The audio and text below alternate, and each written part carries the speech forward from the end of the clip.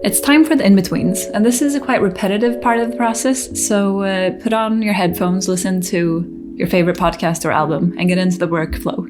After we're done with one side of the character's shade, we're going to copy and flip those frames and see how that turns out. So let's get started.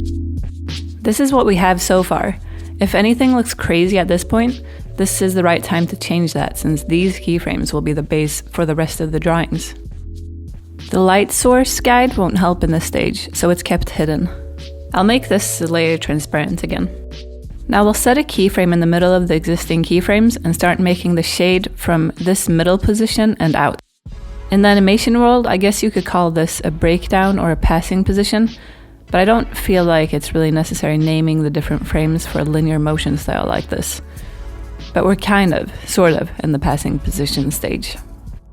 Now I want to use the onion skin to see the keyframes around this frame, but with so much filled area, it's hard to see the different drawings. Instead, I'll use the next button to the left, called Onion Skin Outlines.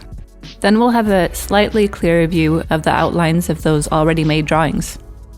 Now back to the eraser tool, and I'll start drawing, with the goal of making the highlight's outer edge placed right between the lines revealed with the onion skin.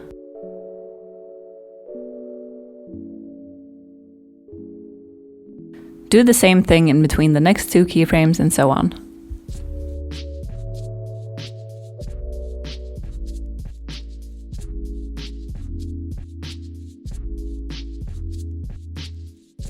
You might need to use the brush tool again. Set the color to the same as the shade.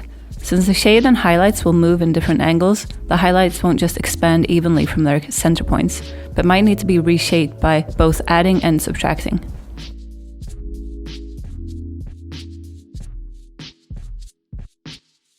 This was the first round of in-betweens, in this case passing positions. It's always good to preview your work after each round of drawings to see if it looks right.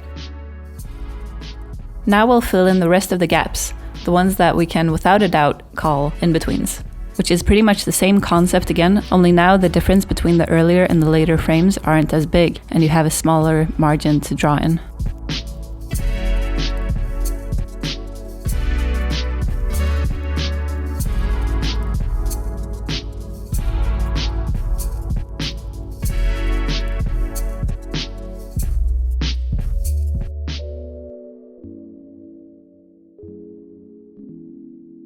Now let's preview this and set it to fully opaque. Half of it is done, and it's looking pretty smooth. Now I'm going to try something out. I'll select all of the finished frames and hold down Alt and drag them over to the second half of the timeline. Now I've made a copy, but scrolling through you can see that this looks like the light is just starting all over again. I need to select all the copied frames and right-click and choose Reverse Frames. Now the light is going from up to down, but just highlighting the left side of the character.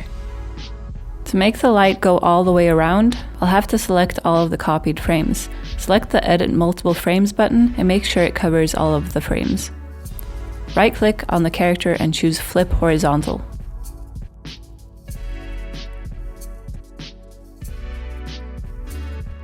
Now this looks a little bit strange, so I'll unselect the Multiple Frames button.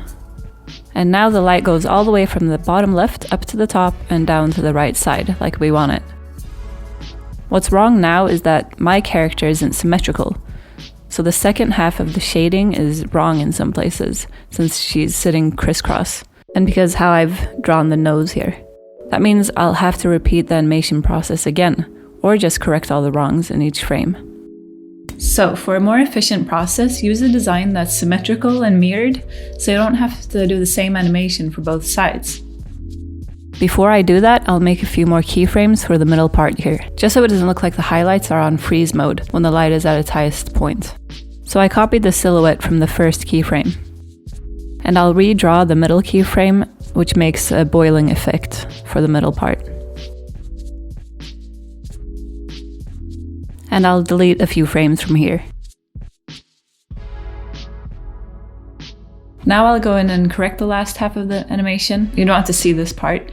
I'm just gonna redraw the face and stomach and legs wherever it didn't really fit in with the symmetry. Now it looks like this, but I see I haven't been coherent with the ear's inner shape, so I'll just go in and do some retouching there.